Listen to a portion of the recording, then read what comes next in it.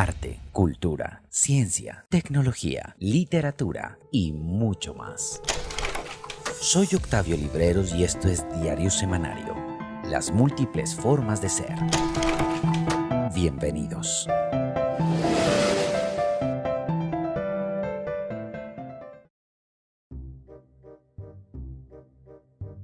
Hola, soy Octavio Libreros y quiero darles la bienvenida a Diario Semanario, un programa dedicado al arte, la tecnología, la ciencia y la cultura, en el que a través de entrevistas, comentarios, lecturas recomendadas o fragmentos de otras obras, nos proponemos analizar la gran cuestión del ser humano, su entorno y el mundo. Bienvenidos. El día de hoy tenemos un programa dedicado a los mundos virtuales. Tal vez no hemos ni siquiera pensado que estamos viviendo una era digital que nos lleva de la mano al espacio virtual. Pero, ¿qué es en sí lo virtual? ¿Tenemos alguna manera de liberarnos de esta gran matriz cibernética que nos mantiene conectados al computador, al smartphone o la tablet para navegar y hacerlo todo desde donde nos encontremos? Las preguntas que surgen son muchas y las respuestas aún están acordándose. Es por ello que recurriremos al texto de Gerardo Varela, Mundos Virtuales Educativos, una estrategia de aprendizaje para nativos digitales, con el fin de orientarnos sobre este tema.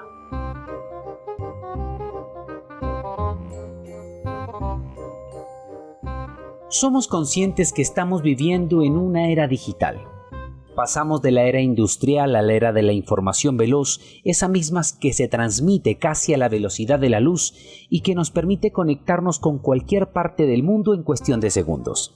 Desde el campo de la sociología ya no hablamos del Homo sapiens, sino del Homo digitalis, como ese nuevo eslabón en el desarrollo del ser humano. Nosotros hemos tenido un insaciable deseo por controlar el mundo. Por eso hemos creado las máquinas con las que poco a poco lo hemos ido transformando. Sin embargo, hay algo que se nos escapa por más que lo intentemos, y es la realidad. Lo real no es algo que podamos manipular fácilmente. Sin embargo, el ser humano no se rindió ante esta verdad y creó una realidad alterna que sí puede ser condicionada y programada, la realidad virtual. Es importante aclarar que la realidad y la virtualidad no son conceptos independientes, todo lo contrario, son ideas que se complementan. La realidad fáctica no ha sido creada por parte del ser humano, es una realidad que no se puede controlar o actualizar. Por su parte, la realidad no efectiva o virtual ha sido creada por el ser humano, como en el caso de las artes, es una realidad que se puede actualizar y controlar. A partir de ello, hemos creado mundos virtuales que nos permiten tener interacciones sociales de todo tipo, económicas, culturales y educativas, como lo vamos a ver en este programa. Aunque creemos que el concepto de lo virtual es algo nuevo, propio de nuestro tiempo, ya los antiguos griegos hablaron de lo virtual. Recordemos la alegoría de la cueva en el mito de la caverna de Platón, en donde claramente vemos que el filósofo plantea que la interpretación que le damos a nuestro mundo es una realidad virtual que asumimos como verdadera. Descartes, el filósofo francés, también nos habló del genio maligno para inducirnos la idea de que nuestra realidad puede estar alterada por el actual de aquel hombrecillo que jugaba con nuestros sentidos para hacernos creer lo que él deseaba. Pero es hacia el año de 1957 cuando Morton Heilig crea una máquina llamada Sensorama, que daba una sensación de realidad con una película de cine en 3D, olor, sonido estéreo y movimiento, con el fin de crear un espacio de realidad virtual que pudiera sumergir al individuo espectador en una realidad creada y controlada.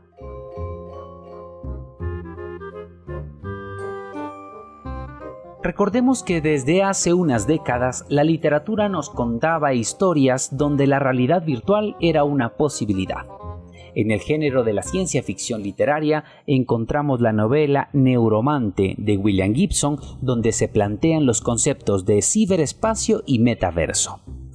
Algunas características que comparten los conceptos mencionados de ciberespacio y metaverso es que existen avatars para representar a los usuarios, entornos sociales simulados y la interacción entre ellos.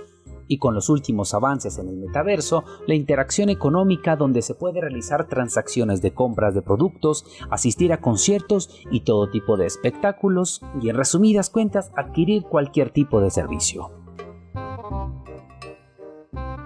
¿Es conveniente, por lo tanto, relacionar a la educación con los mundos virtuales? Esta es una pregunta muy importante para nuestra época.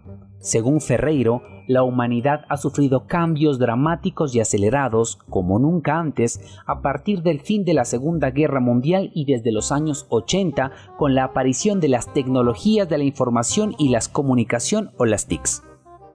El fácil acceso a las computadoras, la globalización y la expansión de Internet han generado la conformación de la denominada generación net o digital, quienes poseen una disposición cognitiva muy diferente a las generaciones anteriores.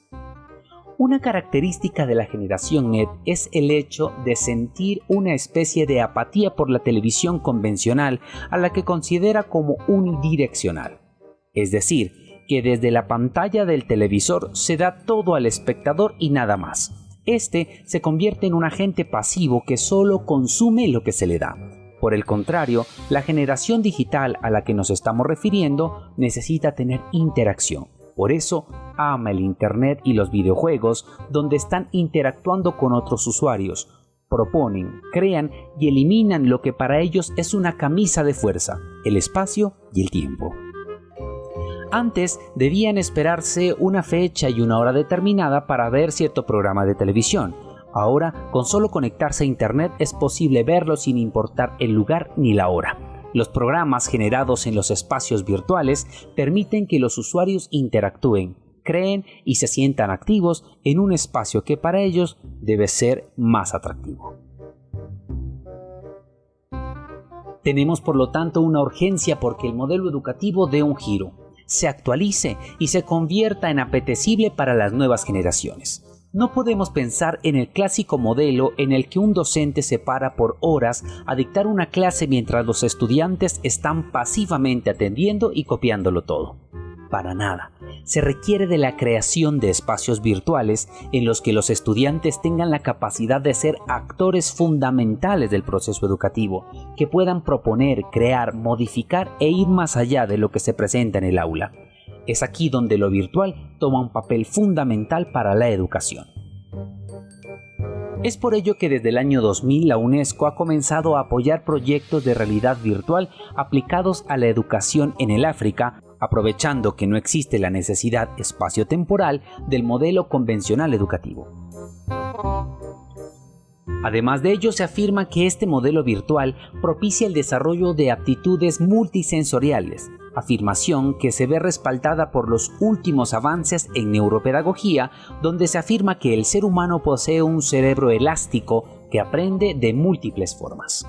Como característica fundamental de la virtualidad aplicada a la educación, encontramos que cuando el estudiante se encuentra inmerso en una realidad virtual, aprende por descubrimiento.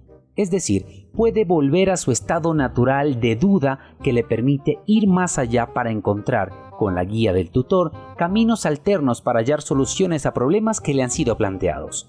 Es decir, que los estudiantes no aprenden fórmulas exactas que no pueden ser modificadas, como ocurre con el modelo convencional de educación, sino que puede explorar para encontrar soluciones alternas a partir de su propio descubrimiento. El estudiante puede tomar aprendizajes previos, información nueva y relacionarla con el fin de innovar en cuanto a solución de problemas. En este caso, hablaríamos de una posibilidad para ir más allá de los límites educativos y no quedarse como buenos memorizadores, sino como creadores e innovadores. Para concluir el programa del día de hoy, diremos que los mundos virtuales, pese a las dudas y temores que generan, están en constante expansión y crecimiento. El ser humano ha de ir disminuyendo las fronteras que hay hacia esa nueva forma de ser, involucrándolas cada vez más en los modelos educativos, sociales y económicos.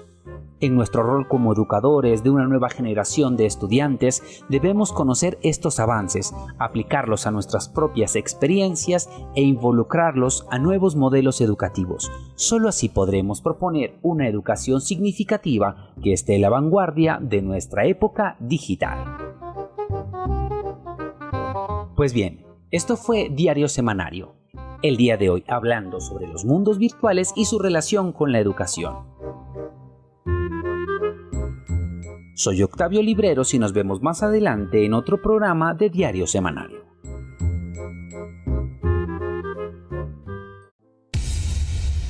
Esto fue Diario Semanario.